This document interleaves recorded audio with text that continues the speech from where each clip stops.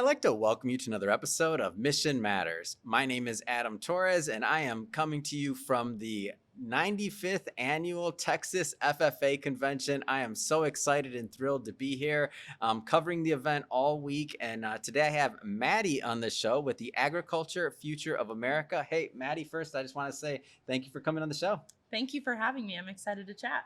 All right, so I'm learning as every year I come to convention, as everybody that's been following the show knows for a long time, I'm learning something new about not just Texas, but about our agriculture in the nation and worldwide, really.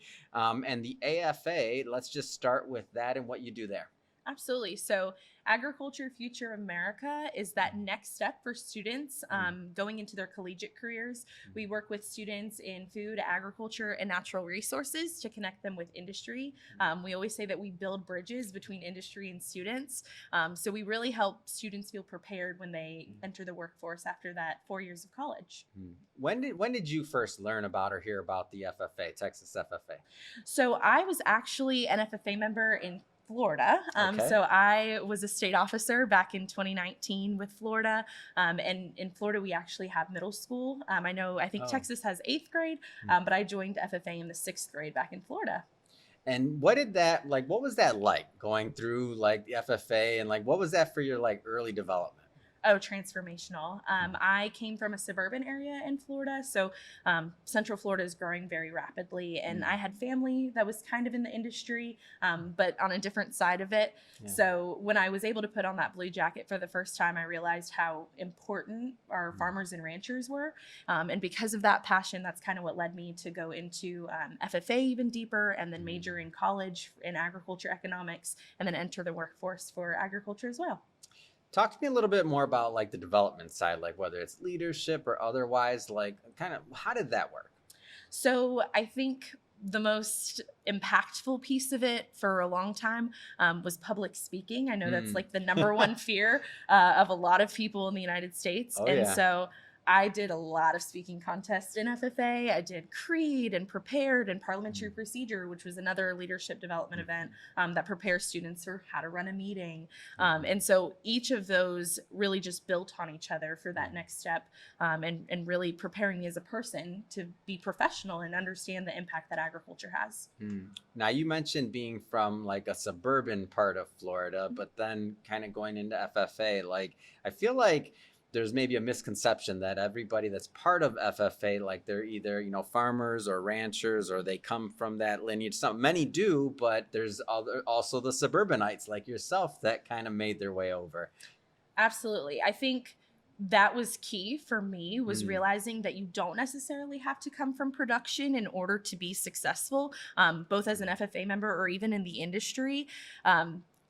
It's having the passion for agriculture. And so when you hear a rancher story, for me, citrus and cattle were in my backyard. And so when you hear about citrus greening impacting Florida or a hurricane that really took out a crop, that's when I fell in love with what producers do and how hard they work. Yeah. And so it really takes everybody to support agriculture, not just those who are farmers and ranchers, but consumers who are helping spread the message about agriculture and just really making sure that everyone understands it's not just farmers and ranchers that play a vital role, it's everybody in our food system that plays a vital role.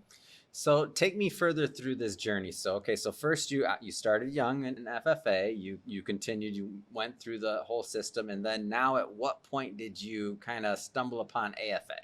So that was in college. I think a lot of students in FFA would probably agree that when you graduate, you're kind of waiting for that what's next. You know, you've been raised for years, you show the pigs. I don't want to assume that the audience at home knows what happens when you graduate. When you graduate, then you no longer wear the blue jacket, right? Correct. So once you graduate high school, technically you're out of it. You're not eligible to compete for these things. And so a lot of times collegiate students were trying to find that hunger for what's next. Where can I put these leadership skills? So AFA was kind of created for those students from FFA to take that next step. So we have a leaders conference. It's not a leadership conference because we realize the students coming to us already have leadership skills. Yeah. And so when I was in that weird time in college, I was in college during COVID-19. I stumbled across AFA, and that's when I realized I wanted to apply for it. We are an application competitive program, so that's that competitive edge of AFA is you have to apply for our programming. I went in the fall of 2021, and so that's when I kind of got really just invested in it. And we have campus ambassadors. So across, I think 30 plus colleges across the country, we have an ambassador trying to promote students to come to our programming. So we're really just trying to build it up and make sure that students know that once they get out of that blue jacket, there is something for them. Yeah. What's been one of your favorite parts of convention this year?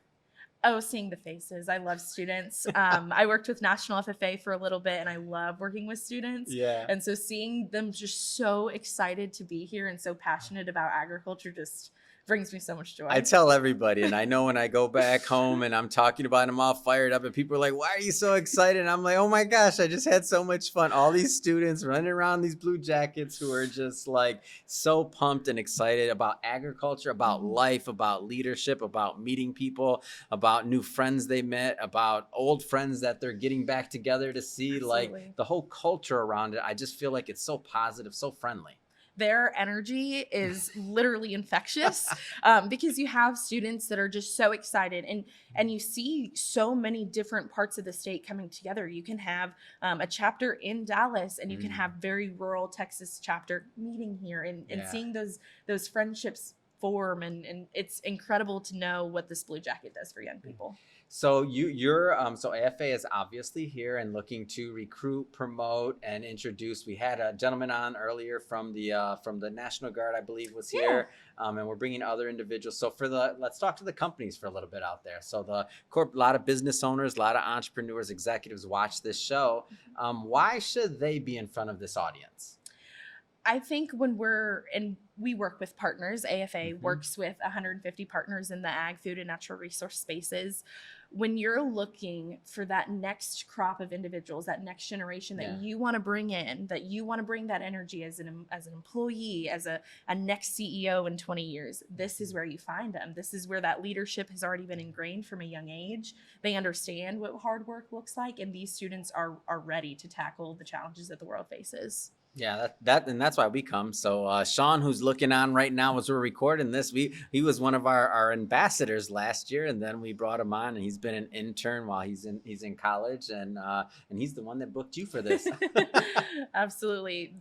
Really, I don't know of another organization that prepares students as well as for the future as FFA. Yeah, it's wonderful. Well, Maddie, just want to say, really appreciate your time, making some time for us today and coming on the show and really sharing your story with our audience and our viewers so that they can see the magic that's going on here at the Texas FFA convention, 95th year. Maddie, thank you so much for coming on the show today. Thank you for having me.